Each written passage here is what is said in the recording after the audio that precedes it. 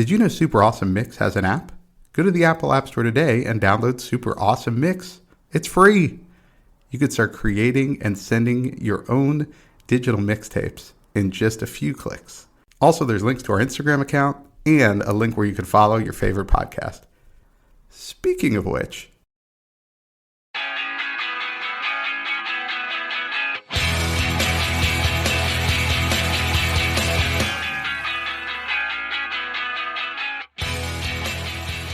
welcome back to another Super Awesome Mix. My name is Matt Sidholm, alongside my co-host and co-founder of Super Awesome Mix, Samer Abu Salbi. Samer, how we doing this week? You know, doing real well, because I've been waiting for this mix for a while now. So I'm really, truly excited to talk about it.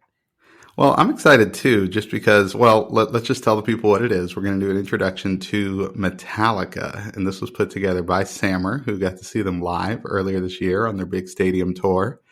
And yeah, this is a band I feel like I've always known, but I can't say I'm overly familiar with their music, right? I think I know the hits because I've gotten a lot of radio airplay, but I was excited too for you to put this one together. That's awesome. Yeah. So like you mentioned, I went and saw their 72 Seasons tour that they're doing. I started it off at MetLife in New Jersey, went with a friend. It was a great, great show. We went with kind of the cheaper seats, as you do with stadium seating. But I enjoyed it so much that honestly, I'm looking at trying to catch them in Chicago, sometime next year, and doing possibly field or even snake pit seats, and just kind of making that a birthday present to myself or something, because saving up from now, because I loved it so much. And I just have to imagine that being that close to them has got to be a different experience. It was a great show. I would imagine. Yeah. And I can't even, how loud it must have been. I saw AC/DC, I don't know, probably 20 years ago. So well after their heyday, right? But I remember it being so loud in the arena I was in, much louder than most of the concerts I've seen. And so I can't even imagine what Metallica was like. It almost needs a stadium to kind of take the edge off the sound. Totally. Yeah. The other last thing I'll mention about that concert is that, so I normally wear all black, my entire wardrobe is black head to toe.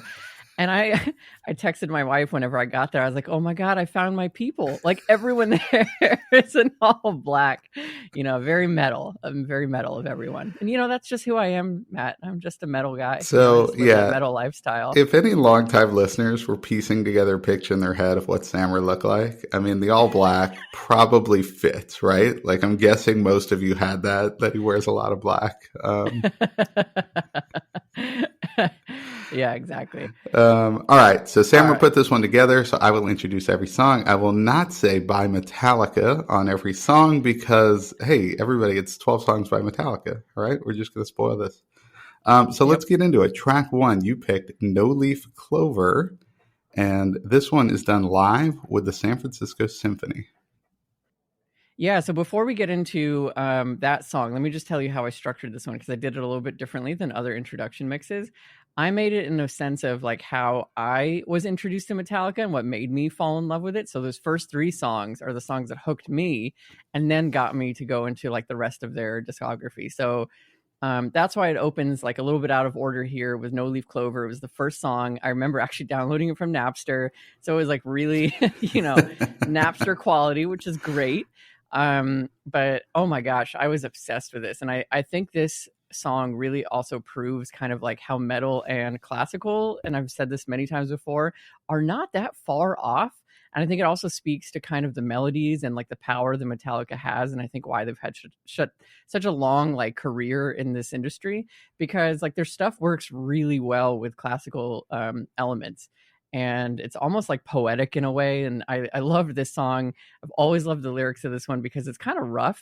Because he's saying that, the soothing light at the end of your tunnel is just a freight train coming your way. And so it's basically just kind of a song about bad luck, but you think it might be good luck because you're oh, look, it's a, nice light at the end of the tunnel. And it turns out it's a very heavy train coming your way. Hence the title, A No Leaf Clover, which is as he's saying, is the complete opposite of a 4-leaf clover. So it's kind of a song about bad luck. But yeah, I loved this song. It was my first intro to them. and I love the classical element. Like that whole S&M live album is incredible and is worth a listen. That's funny you laid out the structure like that because this was probably my favorite pick of the 12 songs. And again, that's nothing disparaging about the rest of the songs, but this was so unexpected to hear them play with a symphony. Again, from what I know of Metallica, not being necessarily a super fan.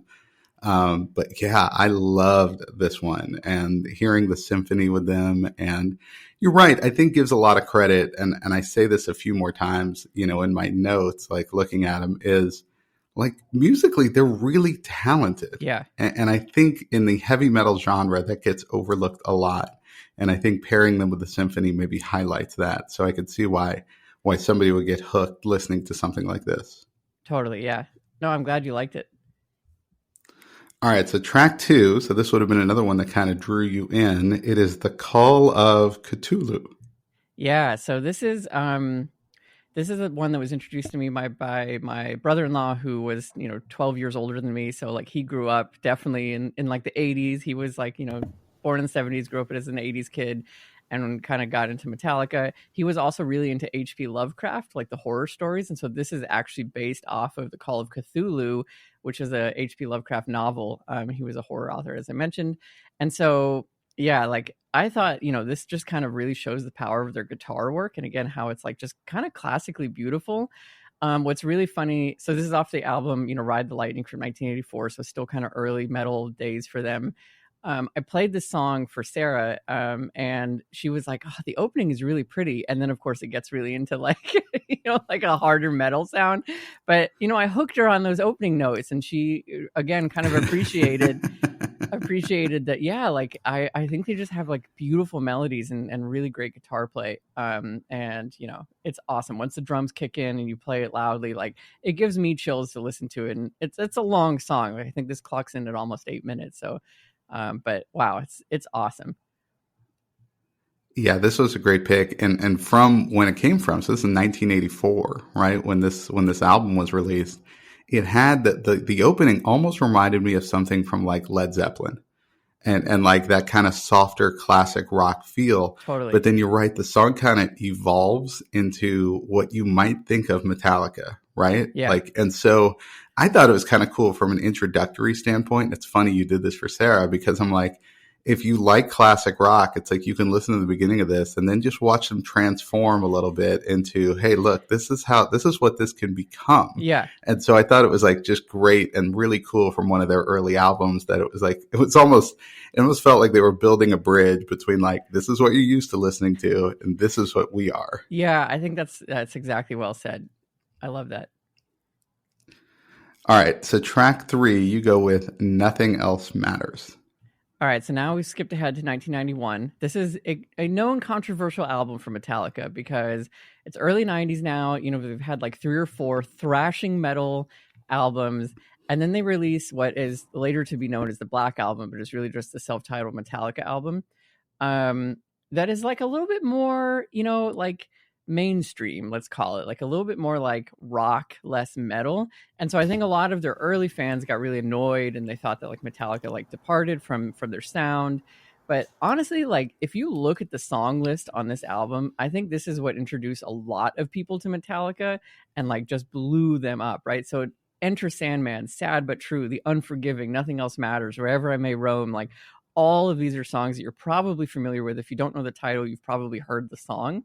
And again, it's funny you mentioned the Zeppelin thing here because I think the same thing about this opening. Like it's almost like you're listening to Zeppelin when it begins, and then it like kind of like builds up a little bit and builds up. It's like a really nice ballad. And what I like about this song too is that it's got a great message too. It's like truly like ignore kind of all the haters and all the doubters and ignore all the naysayers and stuff. Like none of that matters. You got to stay true to yourself. So I just think this is just a powerful song through and through. And I don't hate on them being successful and trying different things. I think that's kind of rough when people do that to bands that they like. Like, let them experiment. We've talked about that before.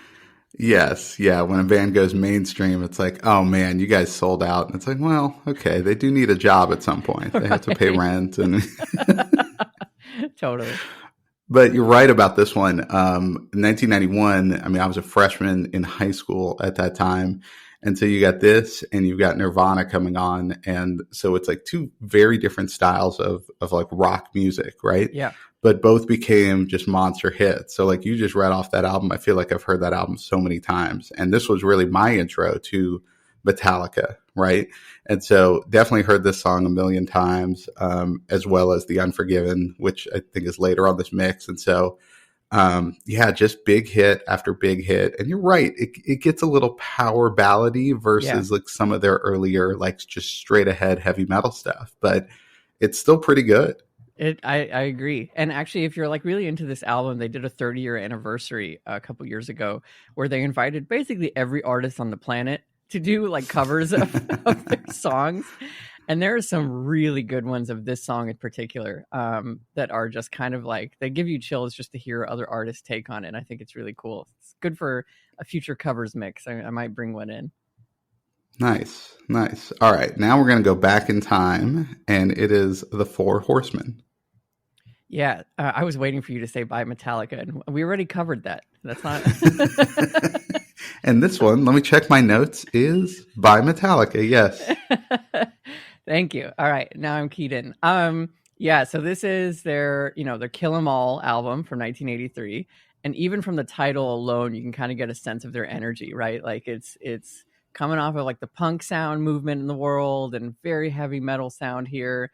And I think like they've got like Megadeth influence here because that was a member early on before he kind of like split out and created his own thing, which again, Megadeth, great title for a metal band name. It is.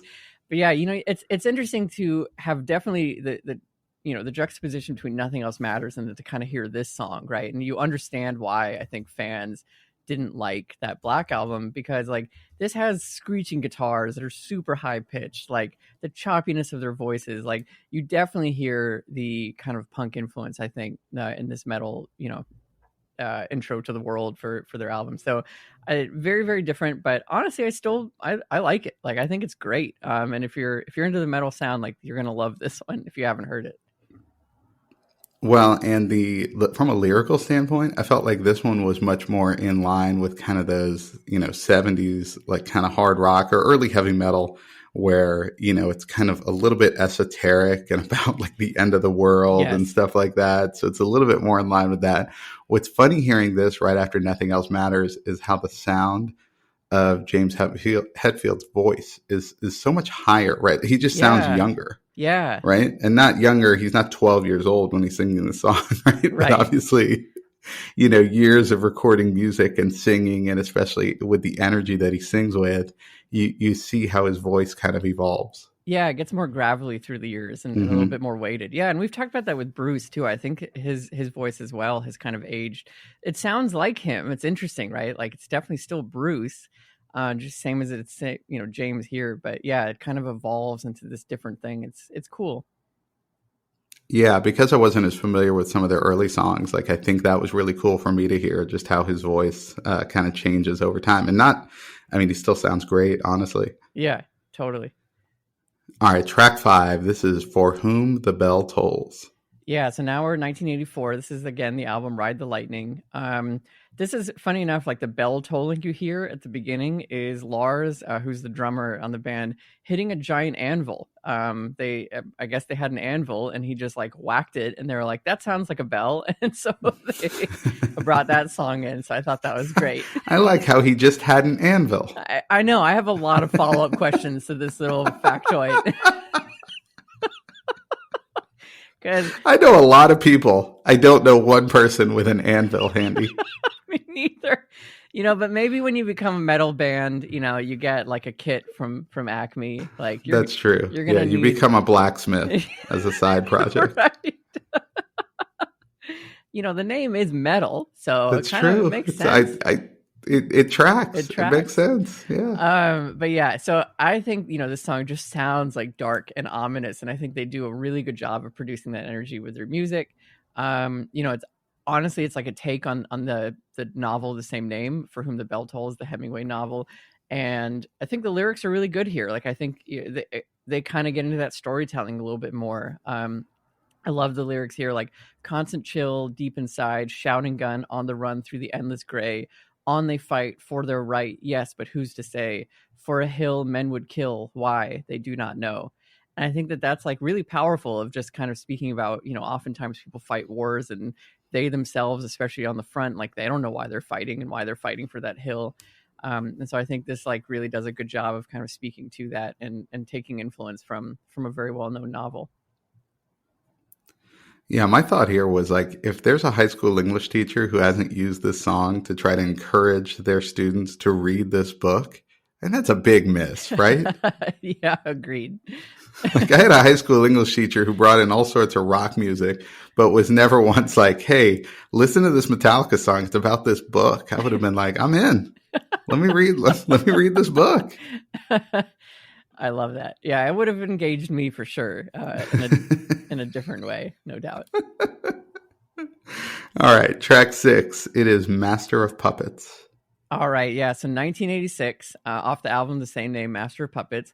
So this is the song that you're probably more familiar with if you're not into Metallica, because it had a massive resurgence thanks to Stranger Things. I feel like Stranger Things now has become this like cultural phenomenon of like reigniting our love for 80s tracks. Because they did it with Kate Bush, and now one of the final scenes featured this song. And incredible. I mean, I think like the scene that it featured in, I can't imagine that scene with any other song. So I think like they did a great job of picking it, because this is just like so much energy. I think it's an amazing song. It apparently is, I didn't know this, but it's about like drugs taking over your life. I mean, we always joke about how every song on the planet is either sex, drugs, or both, but in this case, it actually is about drugs. And it makes a lot of sense. And I never even thought about that. But like reading the lyrics, knowing that, like the refrain is like, taste me, you will see, more is all you need, dedicated to how I'm killing you. So he's just kind of thinking about how like the drug introduces itself into your life. And then, you just feel like you need more and you need more. And then basically it's like slowly killing you. So I think it's really powerful in that regard. But they played this live and people just go nuts for it. It's awesome. And, they've got that slow instrumental bridge. That's apparently when like the drugs are supposed to be wearing off and you're coming down off the high, and then it kind of like kicks back in again. So just really like this musically, and again, like how long it is and that journey that they take you through. Yeah, this was a song I definitely was familiar with, but like had never really listened to. So yeah, totally agree on the lyrics. Like this is a much more powerful song than I think I even, realized, even though heard it countless times. So yeah, really good stuff. And you're exactly right. I mean, that kind of manipulation that the drugs, kind of subconsciously do. I mean, obviously it's not a person, right? It's a thing. yeah. But yeah, that really comes through with the lyrics here. And you're right, even musically, I hadn't even thought about that. I was just kind of focused on the lyrics here. But yeah, the music, the way it all comes together is really nice. All right, track 7, you've got One. Yes. So this is 1988 now. It's off of the album And Justice for All. So this is another song actually based off of a novel. This time the novel is Johnny Got His Gun by Dalton Trumbo. And it's kind of a rough story. It is a rough story. It's apparently a guy who like loses his limbs and is trapped in his body, but is being kept alive by his doctors. And like that's the point of view in which this song is kind of being sung. So it's really like very dark once I learned that, but I had always really liked this song and listened to it a lot, because I just felt like, again, it was like a story being told through the music. And I think the guitar player is like really powerful in this one. It's absolutely gorgeous. But it's telling that story about how basically the idea of one is that it's like 1 in a million, but even if it's 1 in a million, it's still one, like it's still happening to someone, even if the odds are 1 in a million.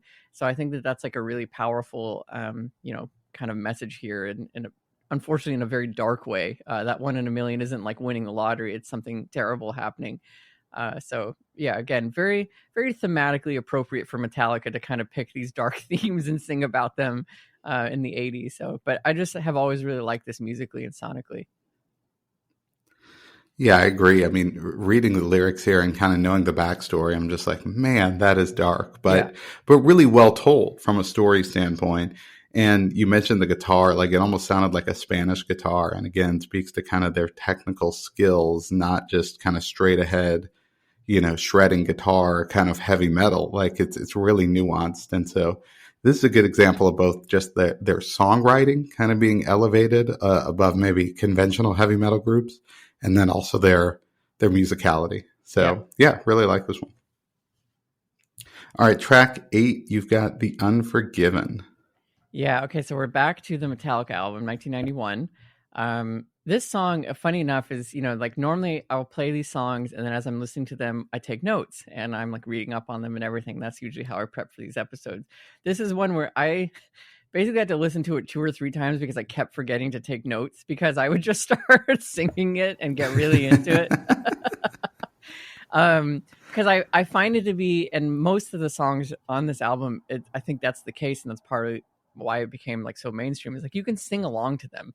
It might be a little bit harder to sing along to the Four Horsemen, like unless you're amped up, like really amped up. But this one you can sing along to, and he played it also in the stadium tour, and it was amazing. And I found myself, like basically singing the top of my lungs as well, and getting really into it. So I think like the guitar solo also at halfway through this one is incredible. Like, we talked about their technical skill. I think it's amazing. Like the guitarists they have here. But yeah, really, really like the song. It's, I guess thematically it's actually about struggling to deal with like religion, especially around the topic of death and religion. And so that's kind of the title of like The Unforgiven, is like that religious theme there. But I've always really liked this song, and honestly, I just love that whole album. I know that again, that might be controversial, but it's a good album. Well, sometimes in retrospect, at the time something's not well received, but over time, like that starts to evolve. So yeah, I think an album that kind of connects fans to a band is usually a positive thing, even if that's not their best work. I agree. But yeah, this one, very familiar with. Like I said, this album was everywhere when it came out, but yeah, like listening to the lyrics, you're exactly right. Like I can see how this would appeal to kind of a teenager, right? That maybe feels sort of oppressed, right? And kind of held down by whatever's going on in their life. And then, they just do such a good job with the energy they kind of fight. It's almost like, Rage Against the Machine, another one of your favorite bands, where it's like just kind of that pushing back against what's maybe holding you down or trying to hold you down. So Totally. Yeah, really good pick. Nice. All right, track 9, and I love this one. I knew this one. This is Fuel. Yeah. Oh my gosh, I had to include Fuel. 1997 off the album Reload. I wasn't too familiar. Like, there's definitely a couple of years here where I didn't follow along with Metallica as much.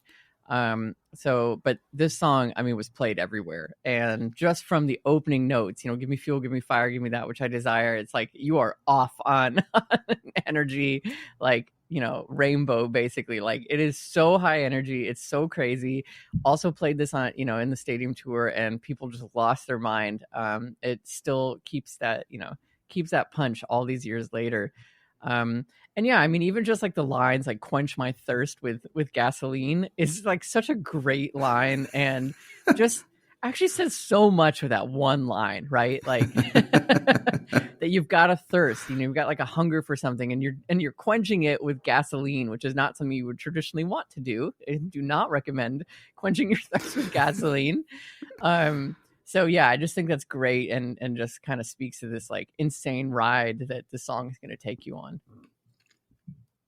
Yeah, the energy here, you're right, just from the get-go is just incredible. And that's, I hear this song in like arenas or stadiums. Like if you're ever at a game or something, this is one they'll definitely throw out there just for the energy behind it. So no, I love this one as far as like getting fired up. So yeah, definitely had to be on here.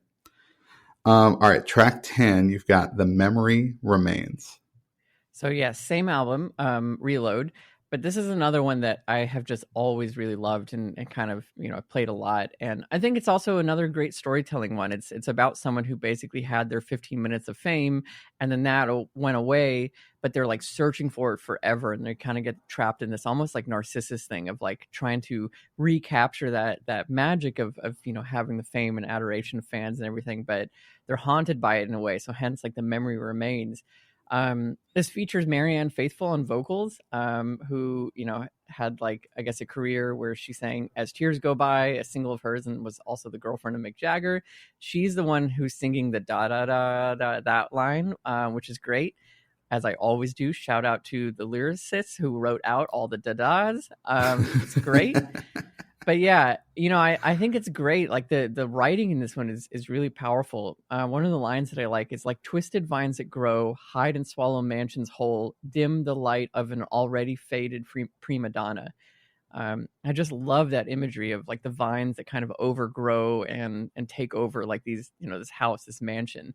And I think that really speaks to kind of this idea of like, you used to belong here, but now it's unkempt and it's gone now and it's eaten by the vine. So I think that's really great. Yeah, and the money's run out, right? Like you can't afford the fleet of gardeners to like upkeep this property, so it's just going to get a little overgrown. Yeah. No, this is a great one, and I wasn't sure if I knew this one when it started, right? But I remember the outro with the da da da da da. Yeah. I was like, oh yes, I've heard that one. So that is without a doubt the most notable thing I think about this song, as far as like musically. That's what's going to stick in your head. But it's cool because that is like the outro, right? So it's like it does kind of stay there. And what's cool is that the song's called The Memory Remains, and it's like they have this very memorable outro to it. So that's a really whether that was point. intentional or not, I don't know, but it's very well done. Yeah, I love that. I didn't consider that at all. All right, track 11. You've got Saint Anger. Yeah, okay, so now we're in 2003. This is off the album Saint Anger as well. So it's the title track. This one, like, kind of feels different than a lot of the other Metallica songs here. It's like grittier somehow. Maybe in the context of what was happening in the world in 2003, that makes sense. Like it's kind of a gritty time in those years. There's a lot, and as we always mention, thankfully none of that's happening now, and everything is very stable. Yeah, we've fixed everything. We've fixed everything. Yeah. But this one almost has like a System of a Down feel, like where he's like, or just like almost like Korn in a way, like especially when he's singing "You Flush It Out, You Flush It Out." It's like they were probably influenced by nu metal, and by those bands kind of coming out and pushing metal in like a different direction, hence nu metal. But yeah, I like when I first played this song, this was one that I wasn't super familiar with, but as I was kind of exploring which songs to put on this mix, this one grew on me. The more I listened to it, and like especially once you kind of get a couple of minutes into it, I was like, okay, I really like this. And I think like the instrumental build that happens around like minute 440, like is what sells me on this track. It's so good because it kind of like builds and then it just feels like it overflows, which is very much kind of appropriate for anger, because sometimes you kind of feel it building, and then there's a point where it's like, oh no, like I've unleashed the anger, and it's kind of controlling me and I'm no longer in control. So I think like musically that works really well here, but really like this track, but definitely different than a lot of their other stuff. Yeah, the part that got me here was, it's 20 years on that they've been a band at this point, and like Lars Ulrich on the drums in this song, it's just crazy, right? And the changes he makes from like, you're right, the build up and just the speed there, and then he's able to kind of slow it back down and go to something a little bit more conventional, and then pick it up again. I was just thinking, if they do this song live, that must be incredible to just kind of focus on him.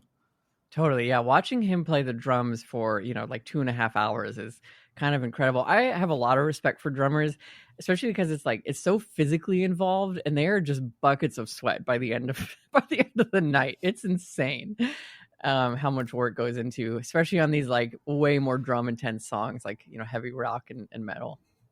I heard him interviewed on Smartless a couple weeks ago. If anyone's familiar with that podcast, it's a little known podcast, but anyway, he was like a highly ranked tennis player. Like he came to the US for like junior tennis. Wow. And then when he got over here, he moved to California and didn't even make his high school tennis team, because the tennis team was so good at that high school. And then he's always played music, but just kind of went in that direction too. So he's kind of an elite athlete, which I thought was kind of cool considering like what he's able to output on the drums. I was like, yeah, that probably tracks. That's awesome. You'd have to be pretty good. Yeah. Yeah. You need arm strength at least, for sure. Yes. All right. Well, let's wrap this one up. Track 12, you go with really their latest and greatest. This is 72 Seasons. Yes, exactly. Off of their most recent album, 72 Seasons, the same name. So this one, is about literally 72 seasons, which is 18 years. So it's a song about kind of the first 18 years of your life and how much that can influence you and how much you change over that time period. But what I really love about this album is like we've kind of come full circle. And I feel like this is really back to their roots. And we've talked about a couple of songs off of this in our new music mixes. You really do feel it's like, okay, that's the old Metallica sound. And I think that they have really reinvigorated their fan base. Yeah, like kind of producing the songs on this album that very much sound like the early 80s work that they did. And I almost wonder if like Stranger Things and Master of Puppets and having everyone kind of like fall in love with that sound might have encouraged them to produce an album full of music that sounds like that. I don't know. I don't know what the timing was of all of those things, but it just made me wonder if like they were like, people really liked our 80s sound. Like, let's put an album out that sounds just like that. But I think they did a great job. And this album has like a lot of really fun tracks. And this is one of my favorites off of it. Yeah, I agreed. Like this really was like, this is just classic Metallica, except, I think the difference when you contrast it to something from like Ride the Lightning is they're just masters of their instruments now. Right. And I think hearing it all on one mix like this, again, they weren't bad at like playing guitar or drums like, 40 years ago, but 40 years on, you're just going to be exceptional. Yeah. And I think that's the thing that maybe stands out here. It's almost like more refined Metallica, but not refined in it's not heavy metal sort of way, just more like, God, technically they're excellent. Totally. And I thought that really came through on this track. Yeah, one little thing that happened, Robert Trujillo, one of the guitarists, was opening up, I'm blanking on which song he was opening, but it was it's like a really hard track to get right on guitar. He got about a minute into it and then was like, wait, nope, that's not good enough for me. Sorry, everyone. I'm going to restart it. And I loved that moment because it's like, it was so real, it's like, it sounded amazing to me, but apparently to his ear, he was like, that wasn't good enough. Let's do this again. And I really appreciated that. That's awesome too, because stadium, it's so hard to hear sometimes in the stadium and you're not going to get maybe the best sound. And so for him to kind of pick up on that not being just exactly right, that's really cool. Yeah, it was. Well, there you have it. Okay. An introduction to the band Metallica. So you can turn all your metalheads on to Super Awesome Mix now. They've got a reason to listen as well. Okay. And they can follow us at Super Awesome Mix. So get them on the Instagram as well. And we're going to get to work on our next mixes. So for Sammer, this is Matt, and we'll see you next time.